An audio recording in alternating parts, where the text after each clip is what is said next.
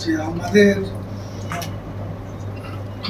ইদানিংকালে অ্যাক্সিডেন্টের যে প্রবণতা, তাতে দেখা যাচ্ছে যে মোটরসাইকেলে অ্যাক্সিডেন্টটা বেশি হচ্ছে এবং ইজি বাইকগুলো 3 চাকা,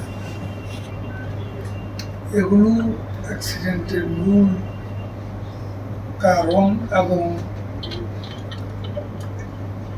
এবার এ পর্যন্ত যত অ্যাক্সিডেন্ট হয়েছে, মোটরসাইকেলে সবচেয়ে বেশি, এরপরে ইজি বাইক।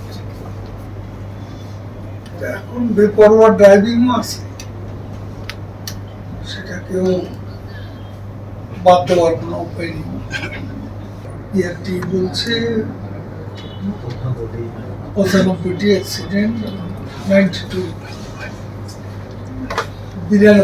লোক। শেষ পর্যন্ত কি দাঁড়ায় এখনো বলা যায়।